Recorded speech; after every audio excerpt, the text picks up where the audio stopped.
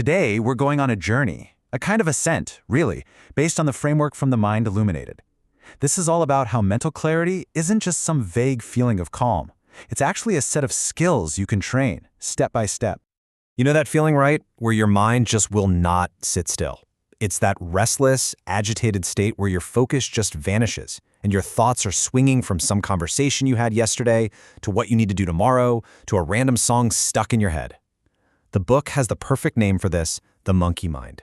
And honestly, that's our starting point, because it's the default state for so many of us. But here's the question that changes everything. What if all that internal chaos isn't a life sentence? What if you could actually train that monkey, not by fighting it, but by teaching it? This is the core promise of the whole journey we're about to explore. And here's the best part.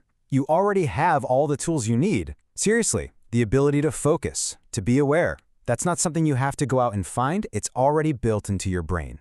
Think of meditation as just the gym for your mind. It's the workout that strengthens these mental muscles that, let's be honest, most of us barely use.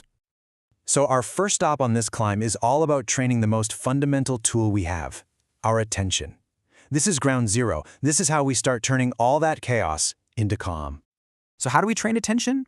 Well, this method uses the breath as its main focus point. And the reason for that is just, it's so practical. I mean, think about it. Your breath is always with you, right?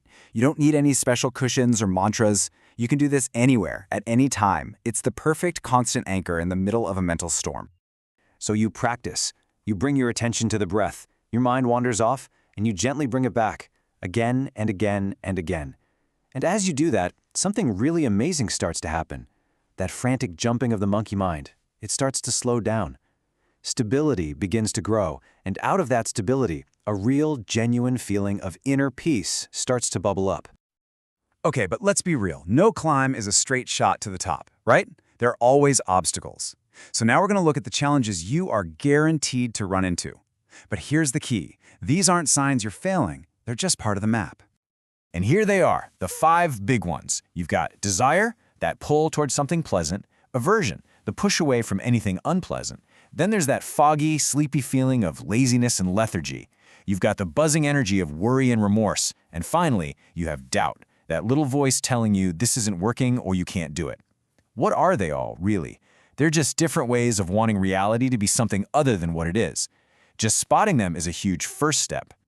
And the cool thing is, for every one of these hindrances, there's an antidote. For example, to deal with that restless, agitated energy of worry, you learn to intentionally cultivate something called meditative joy. Why? Because a joyful mind is a confident mind. And that confidence just pulls the rug right out from under worry and regret. It has nothing left to stand on. All right, so after we learn how to work with those obstacles, we start getting closer to the summit. And up here, the mind isn't just calm anymore. It becomes powerful. It becomes coherent. It becomes unified. I absolutely love this metaphor. Just picture your different thoughts and impulses as a team of wild horses, all tethered together, but each one pulling in a completely different direction. That's a fragmented mind. The training teaches them, slowly but surely, to all pull in the same direction. And the result isn't about crushing them into submission. It's about creating this smooth, powerful, and incredibly focused team. As your mind starts to unify like this, some really cool things start to happen all by themselves. One of the biggest is called PT, or meditative joy. It can start out super subtle, maybe a little twitch or a flash of light behind your eyelids. But as you keep practicing, it can grow into these amazing waves of joy that wash over your body. And eventually, it can stabilize into this deep, constant state of well-being.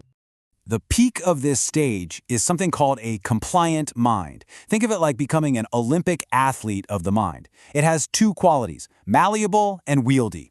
Malleable just means your attention stays exactly where you put it, without any effort. And wieldy means you can shift your focus from one thing to another with total precision, without losing that deep sense of stability.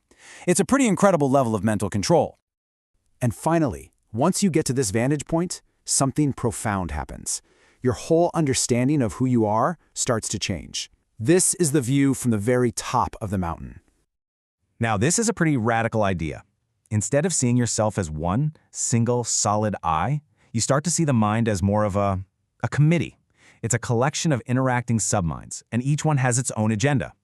There's the part of you that wants to wake up at 5 a.m. and hit the gym, and then there's the part of you that desperately wants to eat pizza for breakfast.